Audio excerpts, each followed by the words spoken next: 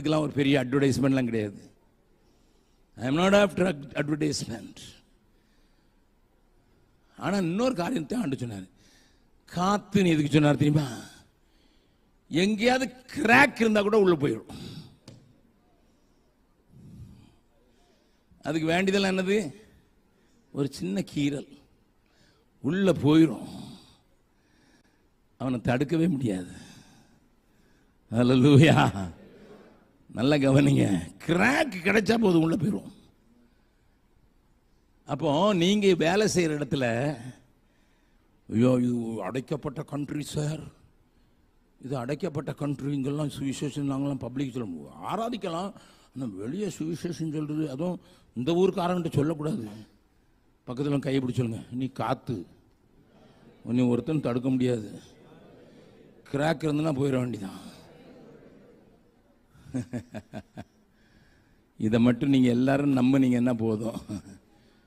எனக்கு ஆரம்ப காலத்தில் ஊழியத்தில் நடந்தே என் புத்தகத்தில் எழுதியிருக்கேன். இங்கே ஒரு சொல்கிறது நல்லதுன்னு நினைக்கிறேன். இந்த நேரத்தில் நாங்கள் 2 பேரும் இருந்த, நானும் சுப்பிரமணியை கூட்டிக்கிட்டு வாப்பா போகலான்னு போனோம். ஒரு ஊரில், அந்த ஊரில் 700 துப்பாக்கி இருக்குது. 600 துப்பாக்கிக்கு லைசன்ஸ் உண்டு, லைசன்ஸ் இல்லாமல் 700 துப்பாக்கி. அந்த ஊருக்கு போனோம், பீகாரில். போகும்போதே என் கூட வந்த தம்பி இப்போ தான் புதுசாக வந்திருந்தார். 37 பெரிய பெரிய நியூ டெஸ்டமென்ட் 2 பையில போட்டு நடந்து போகிறோம். அங்கே அந்த ஊருக்குள்ளே போகும்போதே 2 பேர் பெரிய கம்பு 8 அடி கம்பை வச்சுட்டு நிற்கிறான்.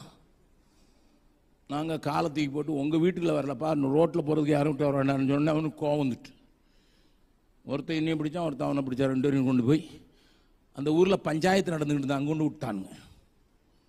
அப்போ நான் சொன்னேன், தேங்க்யூ, இந்த பெரிய ஆட்கள்லாம் வரமாட்டேன், நான் கூப்பிட்ட இடத்துல கொண்டு விடுறேன். நான் ரெடிமேட் காங்கிரிகேஷன் கொடுக்குறேனே. நான் உடனே மன்கா தீப்பு ஜலான்னு ஒரு பாட்டு இருக்குது ஹிந்தியில், அடி பின்னினேன். அவர் என் கூட இருக்கிற ஒரு டேமர் 2 அடி பின்னுவார். நாங்கள் பாடினோம். அங்கே எல்லோரும் தலையும் உருள ஆரம்பிச்சு. எங்களுக்கு தெரிஞ்சிச்சு முசுக்கொட்டை செடியில் இப்போ வந்துட்டார். அப்போ ஒரு பெரியவர் இருக்கிறதுல பெரிய ஊருக்கு பெரியவர் சொன்னார், தம்பி நீ சொல்லிட்டு போயிடக்கூடாதுல்ல, ஏதாவது கொடுக்கணும்ல படிக்கிறதுக்கு. நான் சொன்னேன், கொடுப்பேன், ஆனால் காசு சும்மா கொடுக்க மாட்டேன். நாங்கள் கொண்டு போனது 37 புஸ்தகம், இருந்தது 45 பேர். எங்களுக்கு நான், ஐயா வீட்டுக்கு வாங்க. வீடு எங்கே இருக்குது? நான் இருந்த வீடு வந்து ஒரு 100 மீட்டர், ஒரே கதவு. நாங்கள் இருந்த வீடு கடைக்கு போட்டிருக்க கதவு.